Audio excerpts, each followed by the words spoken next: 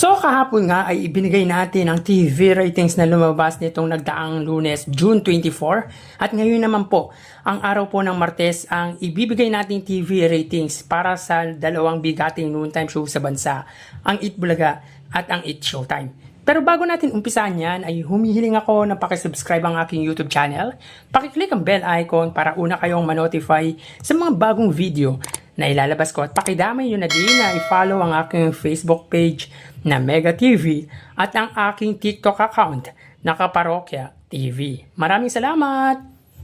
So bago natin umpisahan mga kaparokya, ang ating ikalawang bahagi ng online viewership ay isina-shoutout ko lahat ng supporters ng Eat Showtime and of course ng Eat Bulaga, at biggest shoutout sa lahat ng aking subscribers at mga viewers.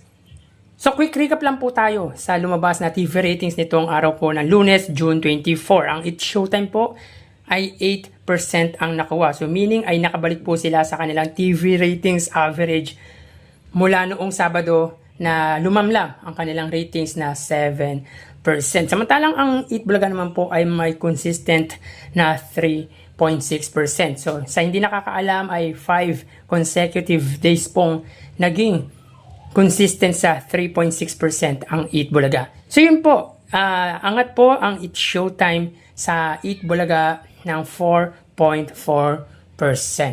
So ngayong araw naman po ng Martes ang ibibigay natin. Makikita natin dito na ang Eat Showtime po ay may 8.5%. Samantalang ang Eat Bulaga naman po ay may 3.8%. So meaning ay nadagdagan po ng 0.5% ang Eat Showtime ay at 0.2 naman po sa Eat Bulaga. So dito, may kita natin na angat pa rin po ang Eat Showtime sa Eat Bulaga ng 4.7%.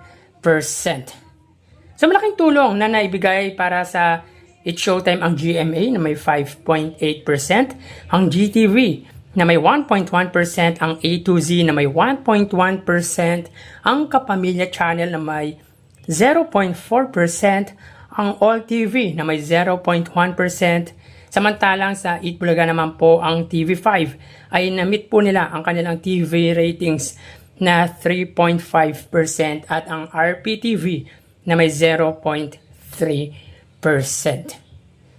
So dito may kita po natin both noontime show ay nadagdagan ng ratings mula noong Lunes ng again 0.5 para sa Eat Showtime at 0.2 para sa Eat Bulaga. Meaning ay tinatangkilik at talagang pinapanood ang dalawang noontime show. Malayo man ang pagitan ng TV ratings ng dalawang noontime show, pero mababatid naman natin talaga kung ano ang advantage ng Eat Showtime sa Eat Bulaga. Magkaganon man, pare-parehas lang naman or pareho naman sila ng hangarin dito.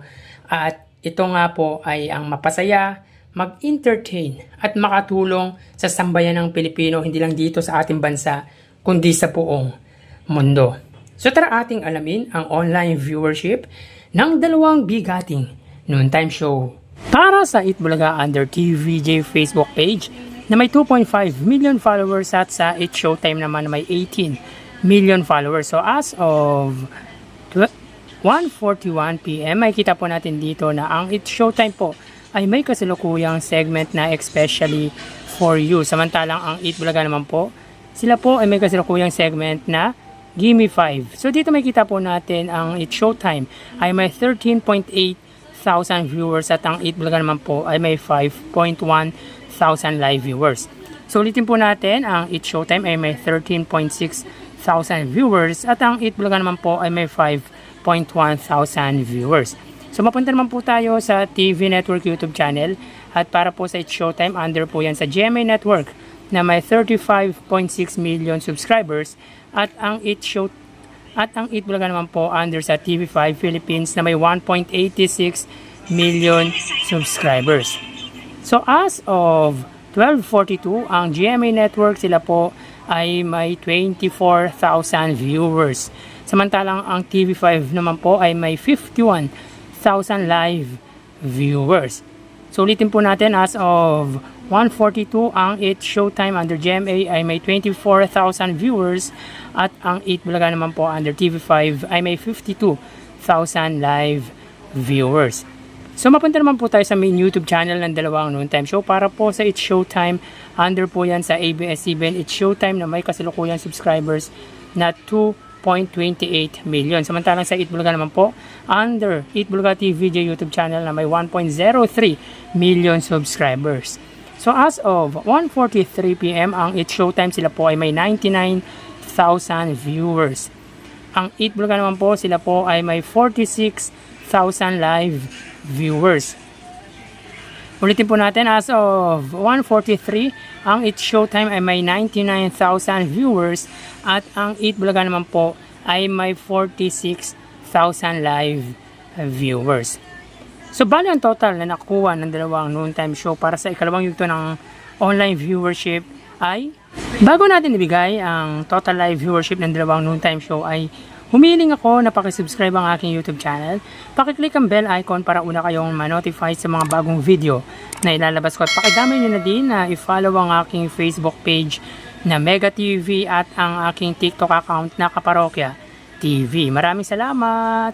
So bali, ang total na nakuha ng Eat Bulaga sa kanilang online viewership sa ikalawang yugto ay 103,000 viewers. Samantalang ang Eat Showtime naman po ay 136,000 live viewers. So ulitin ko po, ang Eat Bulaga ay may 103,000 total live viewership sa ikalawang yugto at ang Eat Showtime naman po ay may 136,000 live viewers. So yan po ang lumalabas sa kanilang online viewership as of 1:45 PM. Mamaya magbabalik po tayo sa huling yugto ng ating online views update ng dalawang noontime show, ang It's Showtime at ang Eat Bulaga. Magpapaalam na po ako. Thank you and God bless.